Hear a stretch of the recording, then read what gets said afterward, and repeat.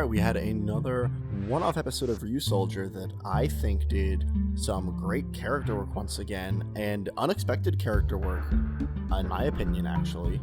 Once again, Kanalo is still one of the main focuses, as he is still new to the team, still kind of in that introductory phase, so as you can kind of expect, he's still getting some of that focus for a while. And once again, actually, he had some stuff going on with Bamba, but this time it was quite different than what we previously saw. We had a very straight clash of ideals, and it was very intense and nothing I was expecting after their kind of quiet, respectful team-up last time with, Bamba sort of half acknowledging the feelings of Kanalo in these things. We had another Minosaur from an object, which is actually proving to be a very interesting thing they can do. The splitting the rock, making two Minosaurs, was really simple and also really clever, and I actually really liked seeing the way they did that. Honestly, at the very beginning of the episode, when Bamba slices the rock after agreeing, was a very kind of moment. Kanalo immediately attacking him was intense, and just from the get-go, like an episode built on interpersonal tension, mixed in with a very real problem of every time we fight this monster, he takes our powers away. Just some really cool ingenuity in terms of making an interesting monster, making a very unique scenario as well, because the nature of a Minosaur and how they're born, that doubling up problem was just something that I'm sure we've had monsters split like that before. I mean, we even had the two Cerberus monsters earlier in the show, but they were just separate.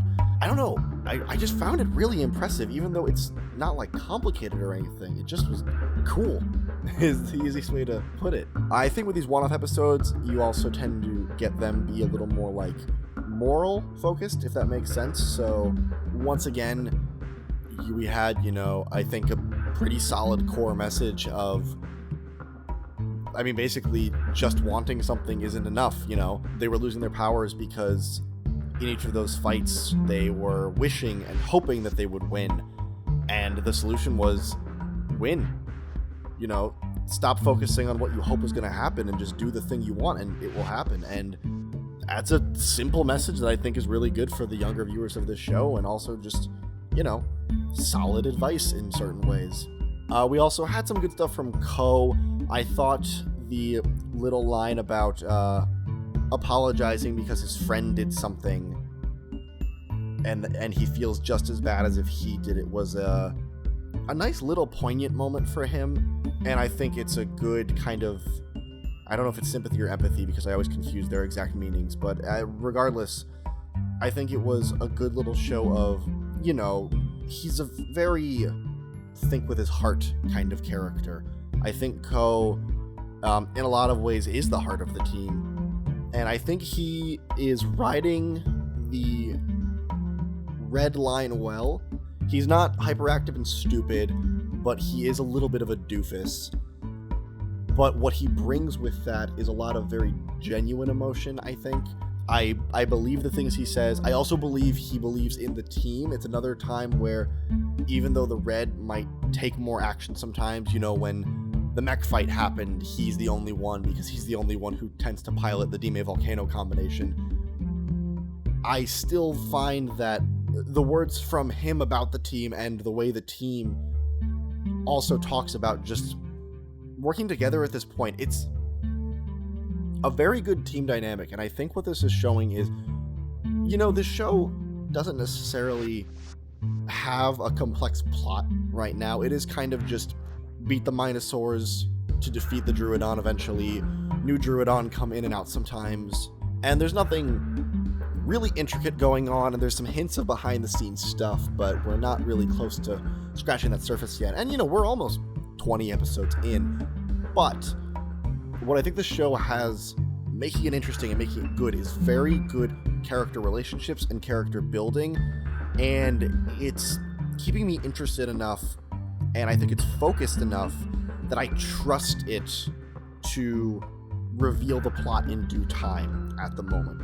I am not bored or irritated. I'm not saying, hey, when is the plot gonna get here? I'm saying this is good, and when the plot gets here, I think it's probably just gonna get better. And I like being in that place, honestly.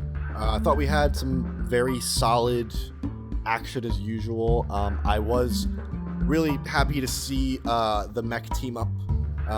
We've kind of been going one or the other lately, and I thought the duo stuff was together. But man, Gigant is hype. I think they did that fight very well, and I was a little surprised because it is a little bulkier.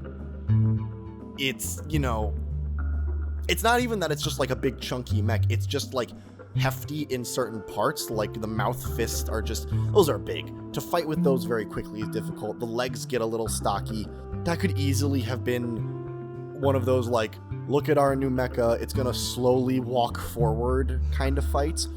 But what I think they really did well is actually use some of the CG attacks and some sped up footage at times to make it feel powerful and impactful and more agile than it looks. And I actually found that really impressive.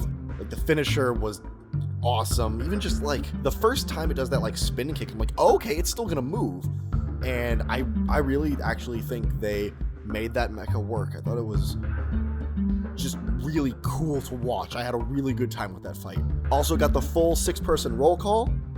They changed the line about 5 swords and just took out the words about swords.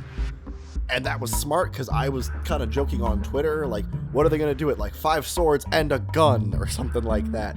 And they're just like, no, we're just going to do it with souls. And I'm like, that makes a lot of sense, and good job. You outsmarted me here. I also think while this wasn't necessarily a comedy-heavy episode, though we had little bits about things, like we had Ui's channel with the noodles and all that stuff, which was funny. I do think the end joke when Kanalo realizes the woman at the shrine is married is once again the perfect way to deal with this character who is, in his heart, we know he wants to do the right thing. We've seen him kind of begrudgingly just work for the interest of others or the team, but he does have that air of, I'm mostly doing this to impress women. And the fact that every time he gets rejected, and it's not even because of who he is necessarily, it's just circumstantial stuff, and he just happens to pick women who have relationships and things like that. Honestly, he might just be a bad flirt at that point if they don't pick up on what he's going for.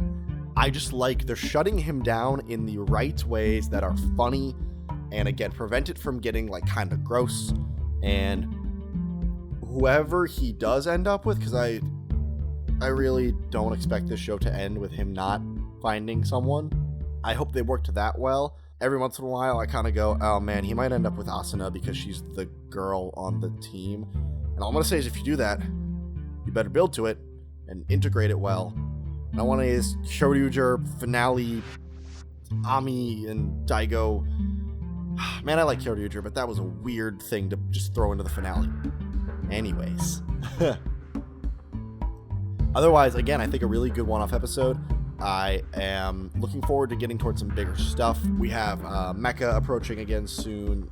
Villain stuff is looking to hopefully pick up. And I just, as usual, I'm looking forward to where the show is going, and it's really been exciting me and exceeding my expectations, and I really want that train to keep going. So thank you for listening to me talk about this newest episode of Ryusoulger. I will be back for the next one once I have the time and all that stuff, because, life. Anyways, thank you once again, and I will catch you all later.